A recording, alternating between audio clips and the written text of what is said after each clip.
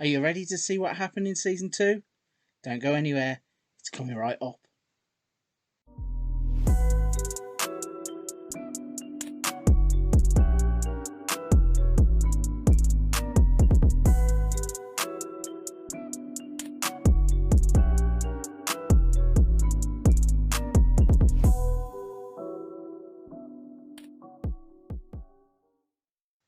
Hello everybody, welcome back to the channel. I'm Frankly FM84 and in today's episode we are going to be looking at Season 2 of our 5-year plan at Red Bull Bragantino. If you haven't already seen the first episode, which gives a breakdown of the rules, the concept and how this is working, I suggest to go back and have a little look at that. If you are up to date though, we're going to push on forwards and we're going to dive straight into Season 2, show you how we got on, the results, the players we bought and if we had any success or failures across the second season. Here we go then, we have got the game loaded up and as you can see in front of us we have the end of season review for the 2021 season, which is the second year of our 5-year plan. Just a quick recap from episode 1 and year 1. We managed to win the regional Paulista Serie A 1. We signed players to improve the squad. We finished 6th in the main competition, which qualified us for the Copa Libertadores, which was exceeding all the board's expectations. So let's jump on in and see how we have fared in our second season in the 5-year plan. Here we go then. So on the new arrivals page, you can see that we have been busy in the transfer market. We made some rather astute signings. Our signing of the season has been awarded to Luke McCormack. He is a 23-year-old midfielder who we actually bought from Chelsea. His stats across the season are quite impressive. He played 35 times, he scored 3 goals, he had 12 assists and had a 7.15 rating, which is impressive for a first season at any club. Also, he did actually have a hamstring injury just after he arrived at the club, which meant that he was delayed a little bit in getting a debut. So the stats that he has produced have been fantastic. As you can see, across 30 appearances in the league, he had 2 goals with 7 assists, 3 player of the matches, and a 7.12 average rating. He is a player who is going to slot in seamlessly to this team and help us, no doubt. We then signed Weverson, who was a £1.7 million acquisition from Sao Paulo. He managed to play 48 times, scoring 1 goal, assisting 2, an average rating of 6.81.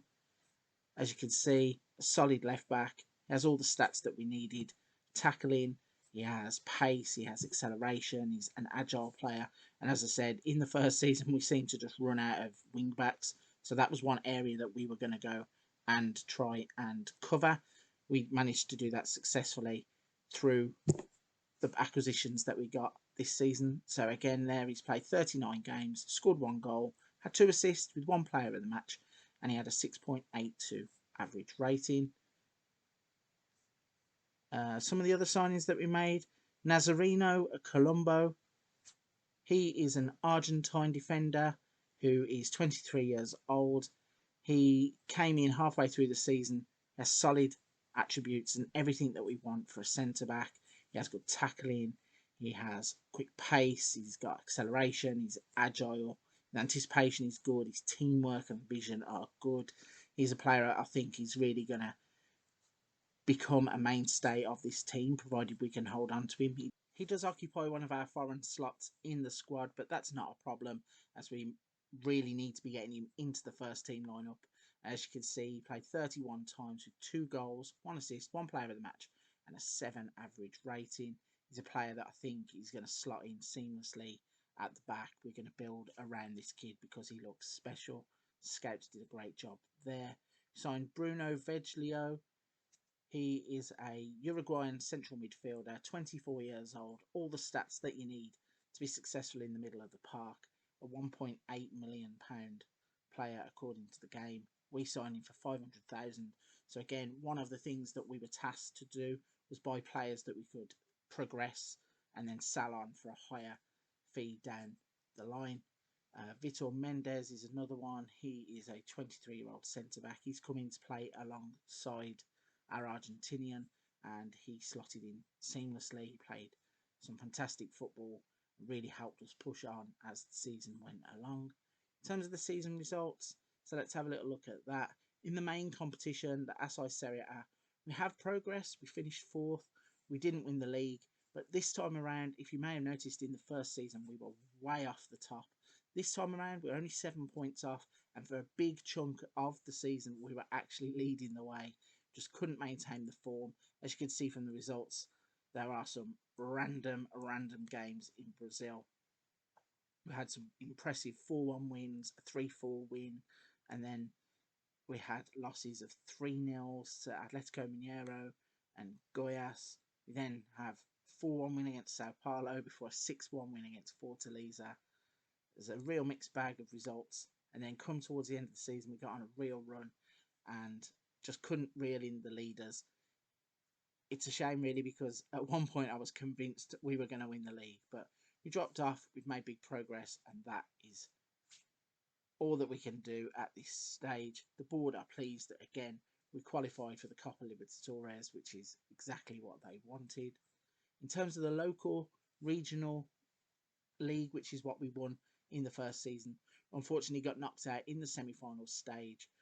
The board wanted us only to reach the quarterfinals anyway, so to have won it the first year was a real bonus. To try and retain it in the second season was probably a little bit too much, but we had a good go. It looks like we finished 14 points behind Santos, who actually won, and that is exactly what happened, but not in the way it looks, because when you get down into the results further on down, we actually lost to Corinthians 3-2 in the semi-final. So not a bad competition, but again, it was something that really I would have liked to have retained, but we couldn't do that. In terms of the Libertadores, the board gave us a C-. They wanted us to reach the second round. We actually at one point were leading this group too, and we had a fine run of form in the early group stages, and then it all started to come apart when we hit the Colo-Colo games. We lost home and away there, which derailed the campaign somewhat. We did pick up a 4-2 win at home against Orient Petrolero, I think that says, and then did round off the group with a loss, which I don't think it would have made any difference anyway, because, in fact, it would have made a difference. If we would have won that game, then we would have qualified, because Gremio's goal difference was so poor. So by being knocked out of the Libertadores, it meant that we were put into the Sudamericana, which is where the board wanted us to be anyway. We managed to beat Banfield in the round of 16. Unfortunately, though, we went to San Lorenzo having a 1-0 advantage from the home leg and managed to throw it away, losing 3-1. The board give us a B-. They wanted to reach the quarterfinals. That's exactly what we did, so that's not too bad. And then in the Brazil Cup, we didn't do well at all. We were knocked out in the 5th round by Sao Paulo, and the competition was won by Santos. In terms of our moments to remember, we had some really good games along the way. Let's see if we can click on some of these. So we had a 6-1 win here in the Serie A1 against Ferroviaria. Let's see if we can get a bit of this going. So yeah, McCormack there, instrumental in the first goal. Bueno. Then Bueno again. Bueno is a player that really come on leaps and bounds throughout the season. I thought he was a fantastic player, and he really just developed. Again, Raul there with a fantastic goal. We scored some screaming goals as well. We played some really good football in this formation. I know I do moan that we are a little bit inconsistent, but when we are on fire, we really do play some good football. So it's one of those where it's finely balanced between sublime 1 minute and then stupid the next. But as you can see from the quality of these goals, we did have some real good games. So that was that game. The match to remember was a 4-2 win against Palmeiras. Let's see if we can have a look at those goals. Okay, so we actually started off behind in this game. Then Jedson Silva plays it forwards. Bueno again. I could talk about Mathias Pueno. He has really developed into the player that we want. Slack defending, that's the story as well. We have bought those 2 defenders there that we touched upon in the signings page, and they really have helped us out. Alejandro, he had a bit of an up and down season There were moments where he was fantastic, and then moments where he just had goal droughts. Didn't perform as well as he did last time out in the league. So, room for improvement. I still think we'll stick with him. Our goal of the season was scored against Sierra by Bruno. It says it was a great strike from the Massa Bruta winger as he scores a fierce effort from 23 metres out. The goal isn't too spectacular, but unfortunately, due to Football Manager being Football Manager, it won't allow me to show you the goal. So you just have to take my word, it wasn't spectacular, but it's a goal nonetheless. In terms of the club's finances, in terms of our reputation, we have maintained a continental reputation at 3.5 stars. We had no new sponsorship deals. Annual revenue for sponsorship was up to 3.82 million. Our broadcast revenue went up massively to 21.26 million. Our corporate and hospitality is up to 37.54k. Our competition prize money was 5.74 million. Our match day commercial and retail was up to 120,000. In terms of total merchandise sales, we had 292,000 in terms of merchandise. 29.26,000 of that was from non-domestic sales, and then we sold 3,115 shirts. So, how we lined up, this is not our best 11. I'm not too sure what happens with the game with this screen, but for some reason it's got Clayton in goal, Reina, Bruno, Ortiz, Weatherton. It's got Podgy and Raul, so it doesn't even include McCormack, who was signing of the season. Artur, Ramirez, Claudinho, and Alejandro have to come to Claudinho in a minute. So, in terms of the accolades, Claudinho was the fans' player of the season. McCormack was the young player of the season. Signing of the season went to McCormack. Bruno had goal of the season, which unfortunately couldn't show you. Alejandro got 25 goals and was the top goal scorer. Most assists was Claudinho with 17. Claudinho also had Player of the Match awards for 11. He got best average rating for 7.3. And most passes completed per 90 minutes was a player who wasn't even at the club.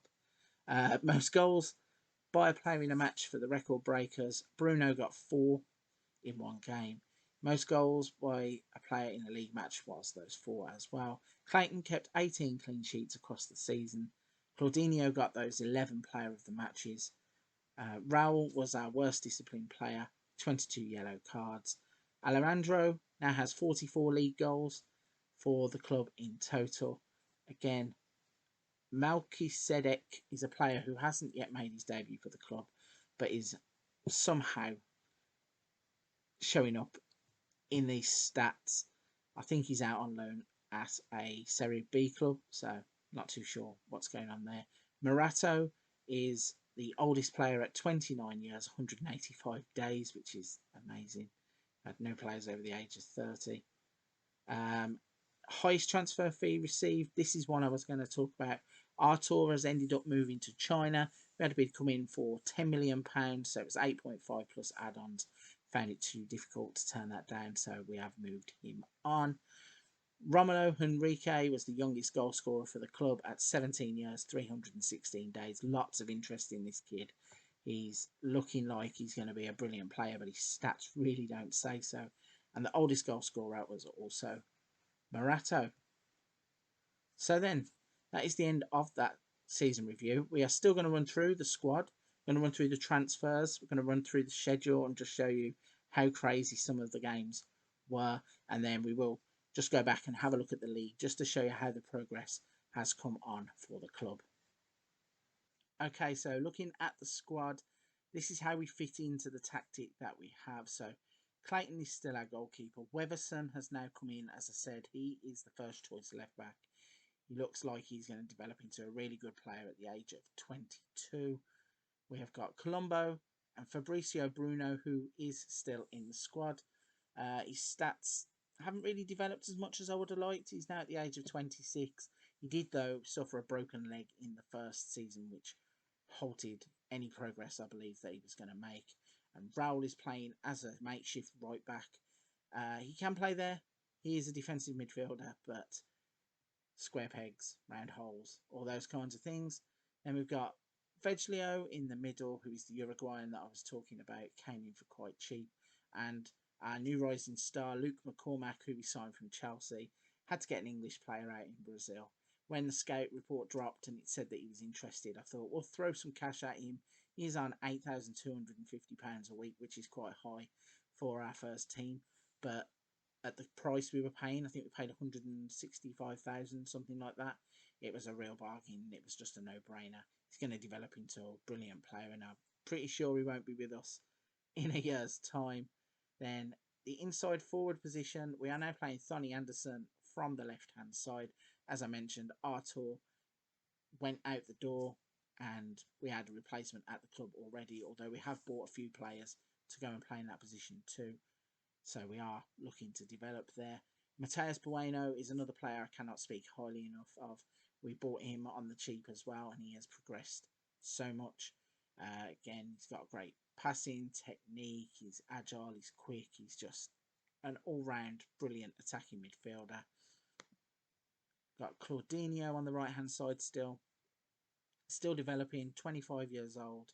Even though there's a few down arrows there, he's playing some of the best football of his career, looking at his stats. And then Alejandro, he is starting to develop into the striker that we thought he would be. His first touch has improved, his long shots are improving, his marking, even though he doesn't really need it as a forward, is improving. His jumping reach for headed goals is also improving. So he's becoming a quite rounded striker, and one that I really rely on in the game. A few other players that I wanted to mention were... Okay, so this is Romulo Henrique. He's going to look to step into the Artur gap that was formed. He's a self-developed from the club player. His stats are on the decline at the moment. He has been unhappy recently. His morale dropped after we refused to let him leave on loan. As we knew that Artur was going, we wanted to try and get him some game time. We did manage to play him a couple of times, and he performed quite well. I was quite impressed with him. If we go back and have a look at... That's Romulo Henrique. Claudinho, as I was mentioning, he really has picked up as a player. Going to his career stats, it's just getting better and better. Last season he played 49 with 13 goals, 21 assists. This time around he did have a few injuries, so he only played 37 games.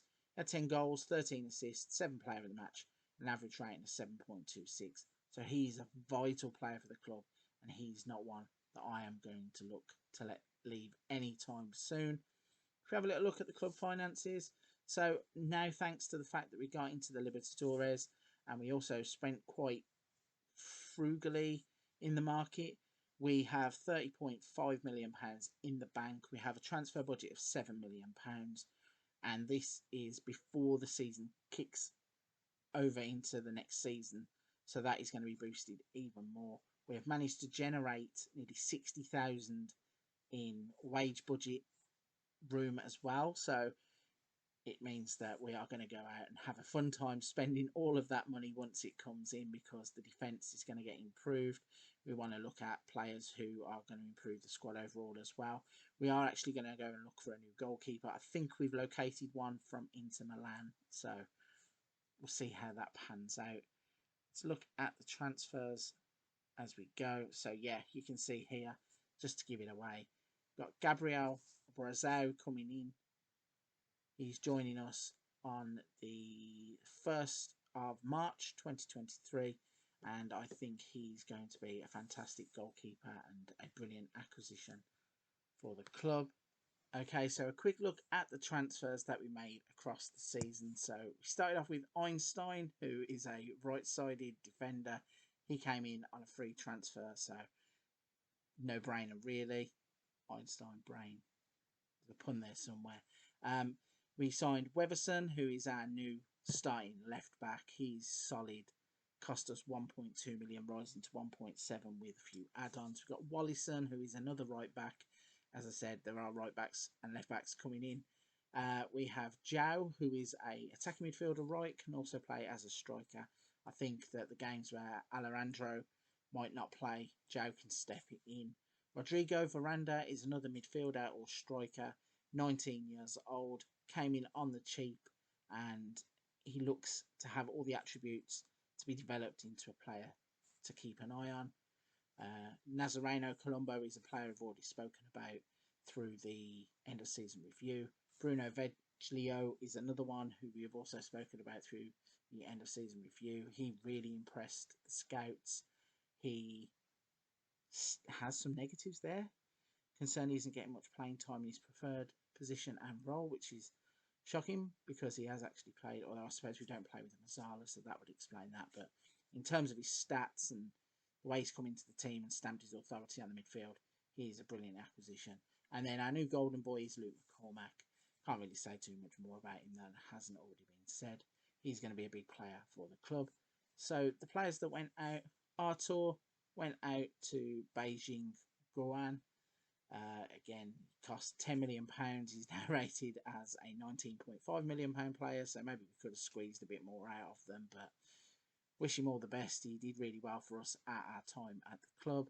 We lost Cesar Haydar. He's gone back to Colombia, I believe. Robinho is a player who we have let go on loan out to America MG. And we've got a few other loans. Casio is a young player who come through the ranks. Majala is in the same boat, out on loan at America as well. We then sold Morato.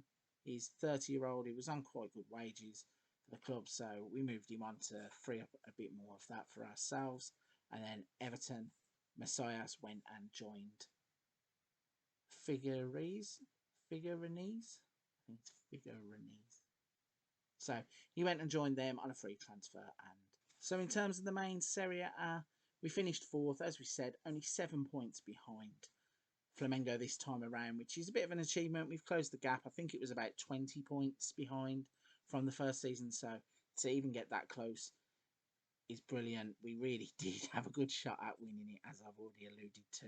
Unfortunately, we didn't have any players really impress across the course of the season. Raul is there with his yellow cards of 14, and Felipe Cardoso managed to get himself on the distance covered by covering 15.07 kilometres per 90 minutes.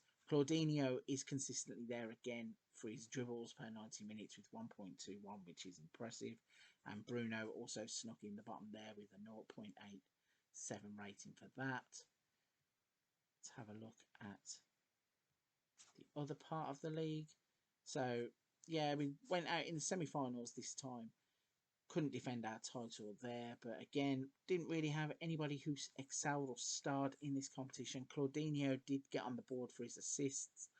Bruno and Colombo had 9 yellow cards combined between them. Clayton had 5 clean sheets, which I suppose is decent. Mathias Pueno got on there for his 13.52 kilometres covered, and Weverson had 3.88 tackles per game. So if we have a little look at the schedule to round things off, you can see that we started quite well with the Copa Libertadores qualifying, and then, as is traditional, lost in the first game of the local Paulista Serie A1. Then we went on a little run where we won 3 and then lost 1 and then won 4 and then lost 1. And that just became the rhythm for that part of the season, where we would have a silly loss on the road and then win 6-1 away from home at random and a 4-2 win. So again, consistency seems to be key. Shoring up the defence might be something else. It has improved a lot. Our goal difference had improved across the season as well. But yeah, we then went on a mad run where we just started winning games. 4-1, 2-1, 4-3, 3-2. It's just goals galore. Had some draws and then followed that up with a couple of losses. And then coming towards the back end of the season was where we really started to dial it up. So we went through a patch where we had just lost to San Lorenzo in the Sud-America quarter-final. We then couldn't buy a win for a couple of games where we had a mad 3-3 draw. Those 3-3 draws happen a lot in Brazil. I don't know whether it's just me or this save, this tactic, whatever it is. They seem to happen a lot. But we then lost the next 2 games 3-1 before we went on a run where we finished the season unbeaten for the last 2, 4, 6, 8, 10, 12, 13 games unbeaten to end the season. and get ourselves back into the qualifying positions for the Copa Libertadores. So then that rounds out the second season of the 5-year plan at Red Bull Bragantino. What we are going to do is jump back in the time machine, jump forwards to the end of the third season. So if you're looking forward to that and you want to stay up to date with everything that's going on in the 5-year plan, please don't forget to hit the subscribe button. Hit the thumbs up button to let me know that you're enjoying the content and you want to see more. Any comments you might have or anything you want to see from the save, anything I might have missed from the save, please leave them below. Try and get back to as many of you as I can. So until the next episode, thank you very much for watching. Take care.